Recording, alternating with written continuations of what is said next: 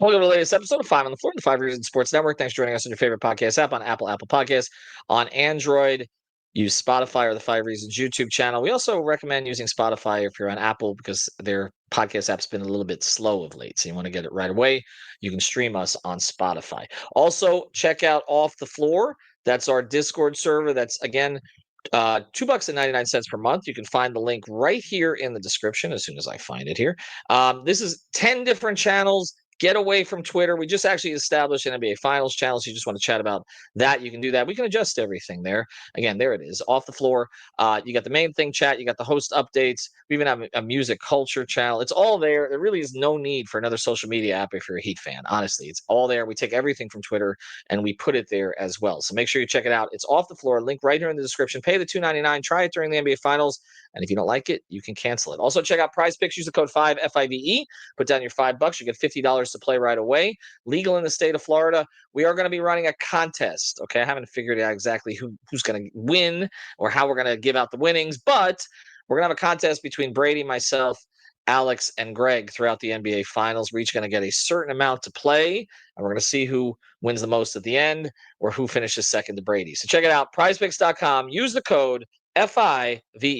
And now, today's episode. Mercy, luxurious, Heat Nation, yeah, Mercy and Lago, down to Biscayne, yay, 5 on the floor, ride for my dogs, where here's the thing, you can check the score, hustle hard, couple scars, wearing bubble frauds, down to Biscayne. Kept the floor playing, got it all banned. Y'all seen the block, stop with one hand. And Pat we trust, Inspire have the guts. We're here to bring the heat, y'all can hang it up. Welcome to 5 on the Floor, a daily insider show on the Miami Heat and the NBA, featuring Ethan Skolnick, Greg Sylvander, Alex Toledo, Brady Hawk, and others from the 5 Reasons Sports Network. Also make sure to subscribe to Off the Floor for the most heat anywhere.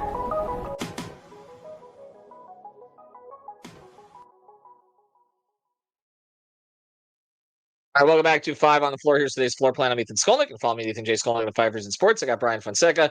You can follow him at Bryan Fonseca NY. He's kind of our de facto international correspondent, right? Isn't that what you are? Like, I mean, you do a lot of other stuff, but yeah, you cover the Knicks. I mean, that's an international city. But yeah, we kind of go to you on this sort of thing. I'll be one of the only people in basketball media in America willingly covering and talking about EuroCup and EuroBasket this year. Yes, probably. Yes, right. Sicko. Okay, so there you go. So we're gonna go to you on this stuff, just like we have Adele on the draft. We got Major.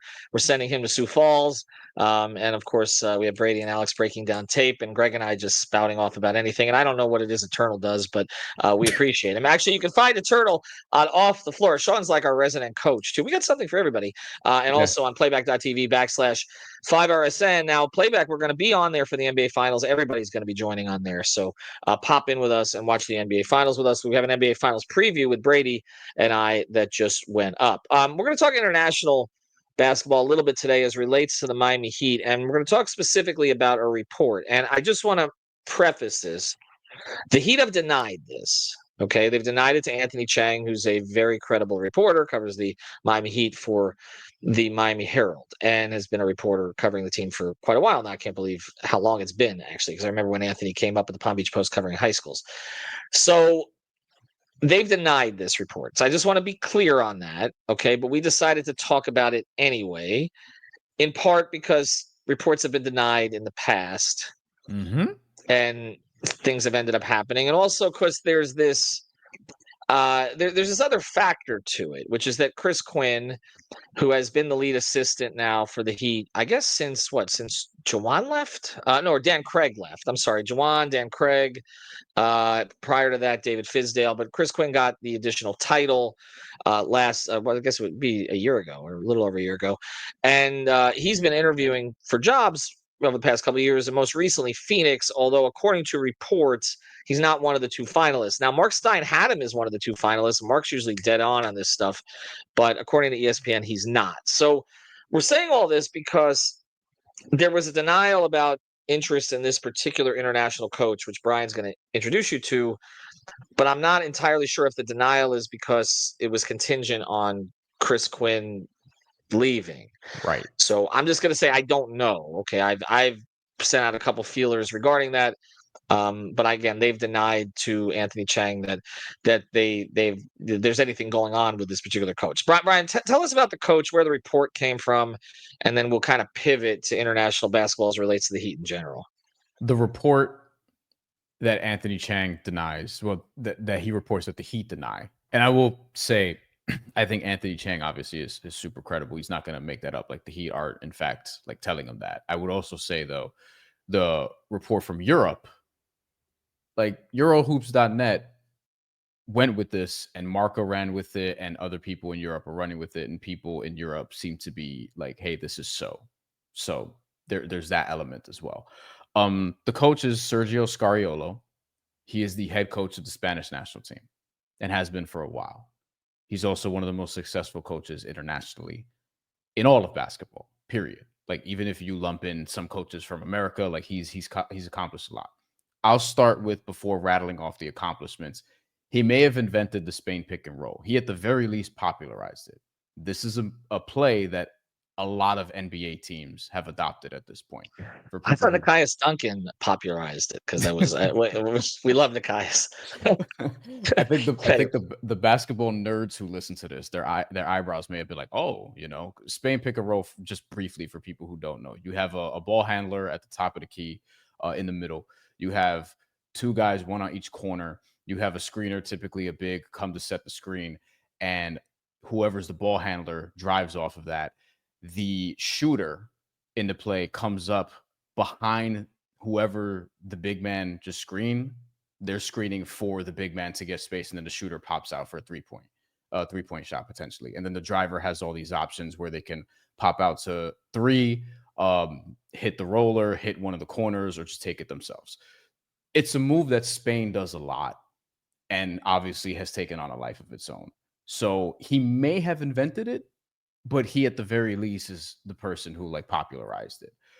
He's led Spain to 5 EuroBasket gold medals. EuroBasket, actually, and this is worth noting, Scariolo will coach Spain again in EuroBasket in 2025. That starts actually in August, and it will run through September. Worth noting for Heat fans, Nikola Jovic says he will play in it. Pele Larsson also says he intends to play in it, because Sweden has also qualified. And other NBA players like Luka Doncic apparently will play in it as well. EuroBasket's awesome. He has 2 Olympic medals, silver and bronze, from 2012 and 2016. Won the FIBA World Cup with Spain in 2019. That was with Ricky Rubio, Marc Gasol, Juancho Hernan Gomez. By the way, I think he said Pau Gasol is the best player he's ever coached, because he had him for a while as well. In the NBA, he was an assistant for the Toronto Raptors between 2018 and 2021.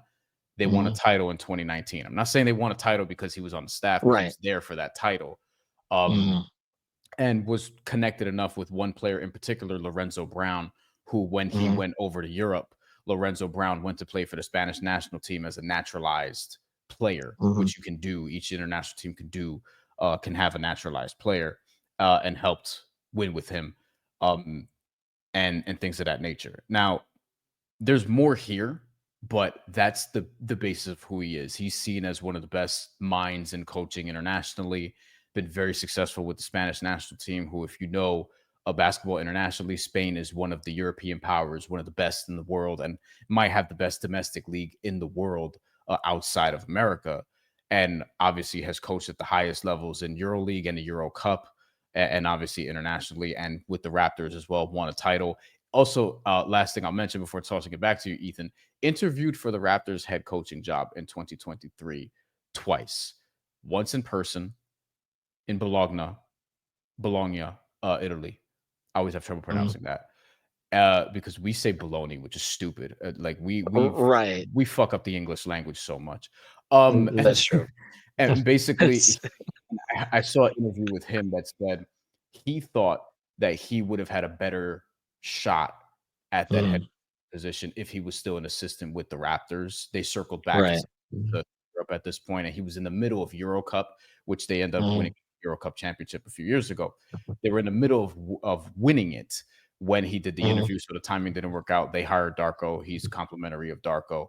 And according to Sergio himself, he said that Masai Ujiri told him that while he hopes that Nick Nurse would stay there forever, he thought that Sergio would be an excellent coaching candidate when Nick were to leave, and Nick eventually did leave, but Sergio was no longer there. So there's that. Got it. Okay. So again, what differentiates him, and then we'll get into the Heat angle here. What differentiates him from, say, other international coaches, like, for instance, David Blatt, who I covered, by the way, for a year in Cleveland. I was right in front of him when he compared himself to a fighter pilot. And that was in the 2014-15 season. I got sent up to cover the Cavaliers because LeBron left. Thanks, LeBron. A few days before my daughter was born. So I got to spend 130 nights covering the Cavaliers in Cleveland and other places in the Central Division. Not that I have any bitterness about that. And David Blatt was the head coach then, and he was completely out of his depth, like completely. And he had been incredibly successful with Maccabi Tel Aviv and all that, but his methods just did not work. Now, part of it is he was hired by David Griffin to coach what was supposed to be a young team with Kyrie. They were going to draft Wiggins. Everything comes back around, right? But ultimately, they traded for Kevin Love. After they got LeBron, and they were required to win right away. And the story that I heard from a couple people who were in the practices is literally on the second day of practice, David Blatt was telling everybody what to do, and LeBron said, "No, we're not doing any of that," and that was pretty much it. Kind of things he didn't get away with in Miami. So it just didn't work for him. He didn't have the right personality for it. There was a lot of arrogance to him, and because he'd been so successful overseas, and also he was like a fish out of water in that situation in a lot of different ways. It does not sound like this coach would be. First thing, he wouldn't be getting a head coaching job in Miami. Right. Even if these reports were true, the report was that he would get an associate head coach position, which, by the way, is essentially lead assistant, which essentially is Chris Quinn's title right now. Mm-hmm. But he wouldn't be put in charge of a team. Like you said, he interviewed in Toronto twice but didn't get it, and so it wouldn't be that kind of deal. I guess what's interesting to me about it, and why Heat fans' ears perked up about this, and it's no slight to the current coaching staff, and I've made that clear on episodes I've done, and I did one with Sean on this. I just think a fresh voice on occasion would be useful, especially on offense. Offense, they have stagnated for the last few years, and some of it is talent, no question. Don't have enough of it. Haven't given Spo a whole lot to work with in that regard, but also they have not. I don't know. They just haven't been good enough offensively. Whatever the reasons are, Pat was asked about it. They haven't been good enough.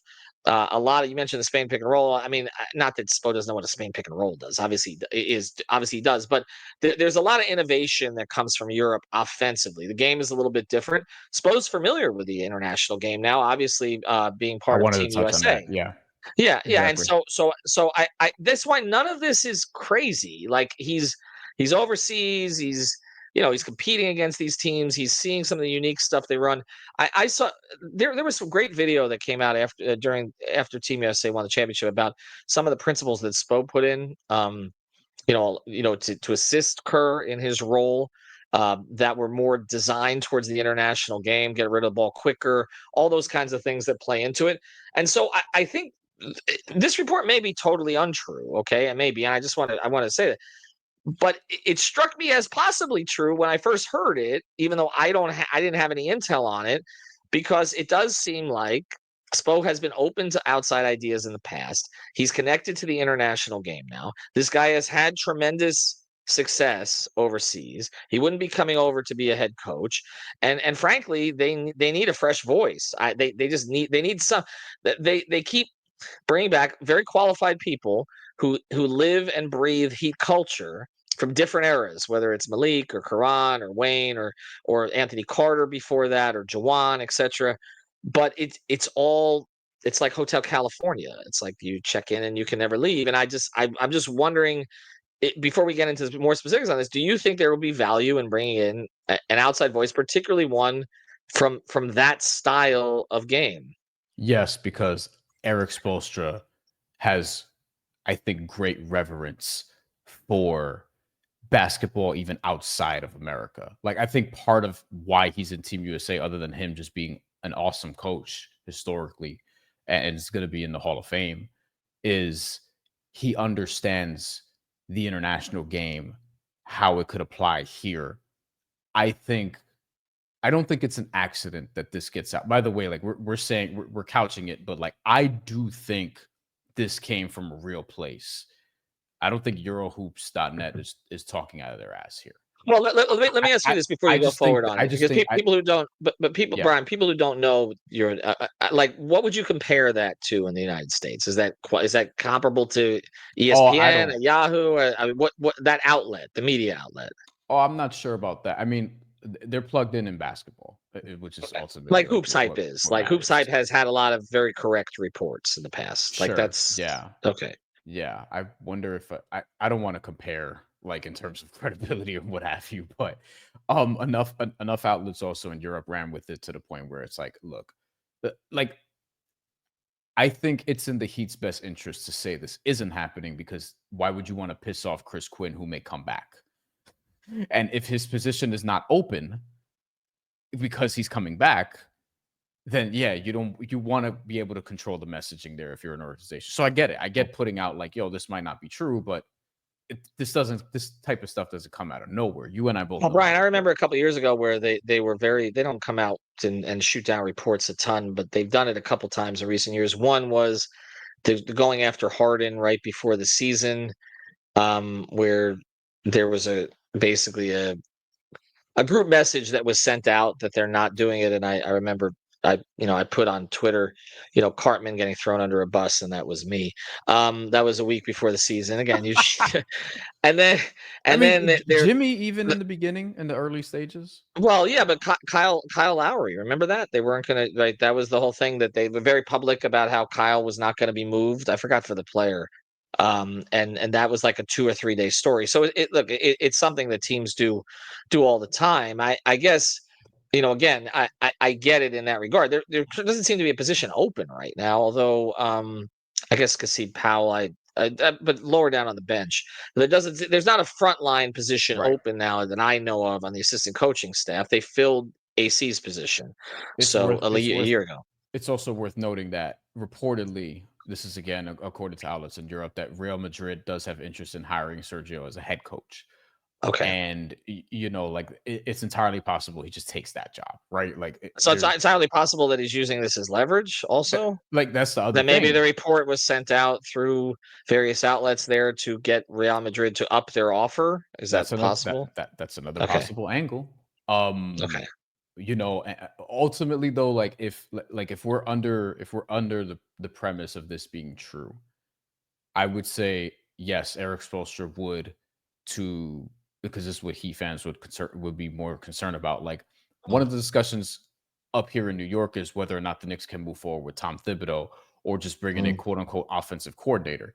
And the pushback to that is, well, is Tom Thibodeau really going to listen to a quote unquote offensive coordinator? I think Eric Spoelstra, on the other hand, would be open to other ideas, does have experience as an assistant, not just with the Heat, but with Team USA, and working with other coaches and bouncing off ideas. Like, I'm sure he listens to guys on the staff in a malleable type of way. I don't think Eric Spoelstra is the same coach he is now that he was many years ago. So I do think he would be receptive to new ideas, especially a well-respected international mind for somebody in Eric Spoelstra who understands what that means on a different level. Whereas if someone was like just born and developed in the United States, they might not be entertaining this sort of thing. And I feel like because it's his coaching staff, if this were a thing, let's say it is, it wouldn't be a thing if he didn't okay it. Like, no, they would not. No, there's no chance they would force a coach on. They're not going to. Yeah, exactly. There's no, and he got control of the coaching staff a few years ago, which is why the staff changed. So no, there's absolutely no chance that. And that's the other part of this. And after the break, we'll deep dive in this a little bit more. But go ahead. Like, just real quick, there's a world where, because I want people to understand this, there's a world where if Chris Quinn were to leave, that this got out because Spoelstra's like, that's the guy I want. There's a world where that's true. We don't know that, And we'll eventually find out. But there's a world where this is a guy who's even handpicked, but we don't know. Yeah, I'm just saying in general they would. He's going to control his coaching staff ultimately, and the other part of this is that they don't. He's at no risk of losing his job. So sometimes when you hire like a high profile assistant, like for instance, okay, Ty Lue could add Jeff Van Gundy to his staff because Ty Lue's not getting fired. Okay, right. Just like Eric Spoelstra's not getting fired, but we've seen scenarios where coaches, you bring in another coach and it's like everybody's waiting for the assistant to end up taking over.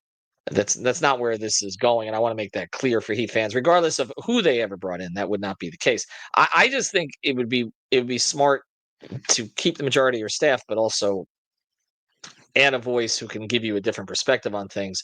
Because I do think that they can be a little bit myopic about the whole Heat culture thing, and I agree. I understand you have a structure of it, but also again, bringing in new ideas, I think, is always useful. Which is why I'm going to just bring in a bunch of Celtics fans here to the network and impart some new ideas. It's why I've got Brian in New York. Anyway, do want to mention a great sponsor of the 5 Reasons Sports Network, our friends over at Real Estate Shop. You can find them at realestateshopfl.com. That's 2 P's and an E, realestateshopfl.com, or the Fort Lauderdale Realtor on Instagram. Javier, Amanda, they're at open houses all over the place in Broward County, Pine, Sunrise, Davie, all Hallandale, everywhere. They're all over South Florida, starting with Broward County, but expanding out into Dade as well. Tricky housing market right now. Interest rates, you never know what it's going to be from day to day, what the Fed's going to do. Everything's crazy right now. So you need people who can navigate you through it. And also, they're family people, so they understand what your family may need if they're buying or selling a house. Check them out. It's realestateshopfl.com. Again, realestateshopfl.com, or the Fort Lauderdale Realtor on IG. All right, so again, we're going to wait to see how this plays out. Appears that Chris Quinn's going to be returning. Right now, there's no indication that there's going to be a change to the staff, but we'll continue to monitor the reports out of Europe since look, they've been right about a lot of things, right? That's why I asked you about a specific outlet, but they have been right about a lot of things. I tend to trust them more than a lot of the U.S. basketball media at this stage. Where I mean, again, I mean, even this report, like Stein's one of the best in the business. As is Shams, okay, regardless of what we thought of some of the Jimmy reporting. And they had 2 completely different reports on the Phoenix situation. And then you've got Gambo, who is the guy on the ground there who seems to know pretty much everything, the radio host in Phoenix. He had a different report too. So some of this is the Suns could cycle back to Chris. Who knows? It's hard to really say. But I do want to ask you just before I let you go about international players in general as we're looking ahead to the draft. I know Adele's going to handle some of this, but he mentioned Hugo Gonzalez as a player, and I just saw a lot of stuff on him today. The Heat have not typically gone for international players in the draft. Martin Mursep was a kind of a disaster. Sasha Danilovic was basically a chain smoker and attitude guard. I mean, but they did draft Jovic, right? And I mean, the results have been pretty good. I mean, we'd like them to be better. I know you're a big Jovic guy, but he just hasn't been able to stay healthy, and they haven't been able to find a role for him. But I like him as a player, and I hope they extend him. Should extend him, honestly. Right. No, well, that's another pod. We could have just done that because that's an actual topic. We do that right after this, if you want. We could. I mean, I got nothing else to do. But Brian, is there an international player you think could get their attention in this draft? I think Hugo Gonzalez is legitimately interesting. Because I'm not sure if Nolan Traore is gonna fall to them. And then if you look at some mocks, Johan Berenger from France, I just Americanized his last name. Because I don't want to butcher it. But he's more of like a rim running big, and it's like I don't know why you're drafting a center again, assuming he's going to play center. He might be a 4, but I think he's going to be a 5. So Hugo Gonzalez is interesting. I do think he's a little more raw to me than your typical Spanish prospect to some extent, and I want to see like what his 3-point shot develops into, because at Real Madrid, he hasn't showcased that he's going to be a knockdown shooter at the next level. So I have questions about just his shooting overall, but his ability is interesting. The scoring in particular, and just being able to like slash and finish.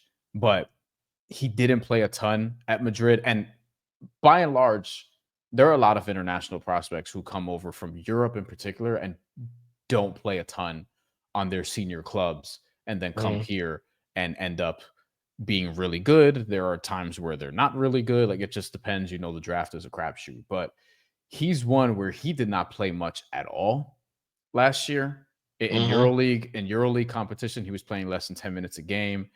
In Liga ACB, which is Spain's domestic league, which is one of the best leagues in the world, as I mentioned, and maybe the best outside of America, outside of the NBA, and better than college basketball, I would say, are teams in Europe. The college basketball that we have here. I mean, there's a reason why, like, the top players from college, a lot of them end up going overseas anyway. But, like, even there, he was averaging 14 minutes a game, which is not totally uncommon, but I would have liked to have seen more. I'm not even sure he's going to be a first round pick. Like, I'm not even super positive that that's going to be the case. Like, I've read some stuff where it's like he might go in the early second round, but we don't know. This is what these last few weeks are for. The draft is literally 3 weeks away, and it's entirely possible you have a riser in that regard. He's interesting to me, but I think he's more of a raw, like, he probably, like, I'd be surprised if he plays a lot right away is I guess my concern there. And I think the Heat might be looking for someone who can contribute ASAP, given the nature of the roster and the fact that while we talked about punting, knowing, and we said this many times, it's probably not going to happen. I think now it's absolutely not going to happen, or they're going to try not to make it happen. And I think, which also means if they don't make something happen, we might be in run it back territory. So who knows? Don't say those words. Ribbit, ribbit, ribbit, ribbit. We're not allowed to say ribbit anymore. I think that I don't think they're not punting, Brian. We did those 2 episodes and they were brilliant, and they'll win. What's the award for podcasts? I don't know. It's not like a Marconi, an Emmy, Webby a Tony Awards. We got a Webby Award for your 2 episodes about the Heat punting. Back in the day when me and Dexter Henry were doing the Ain't Hard to Tell podcast, we got nominated for best sports podcast multiple times. Well, look at that. So See, you had to. We didn't win, but we made it to the top 10. So that's right. Well, this will be nominated as well. As the Heat are going to deny this as soon as this posts. Brian, appreciate it. We did think we'd do a deep dive on it. What? Look, Heat front office, we gave you all the qualifiers. Okay. Yes. I'm qualifiers. Just, they might run back the coaching staff too. We don't know. Maybe Sergio just takes the Real Madrid job. Maybe Sergio takes the Real Madrid job, and this is all the water under the bridge. But the premise is like, hey, like, if Spoelstra can bring in a fresh voice, I do think it could have some impact. I don't know if it's going to give you like 10 more wins or something, but players get tired of the same voices after a while. No, they do. Like, that's a real thing. There's no question about that. So you can change the players, you change the coach. They're not changing the coach, but again, maybe they're going to have some additional influences in there and just see where it goes. All right, Brian, appreciate it. Thank you very much for the insight. And just one program note I want to mention. For those of you who are hockey fans, we're going to have coverage throughout the network of the Stanley Cup Finals. Myself and Alex Baumgartner will both be at all the home games, so we will cover that for you there. And actually, I'm going to have an episode with Alex, which may or may not post before this, comparing the rematch with the Oilers and the Panthers to the Heat's rematch with the Spurs in 2014. Let's hope it doesn't go like that. Speaking of teams that rely on international stars. Anyway, have a good one.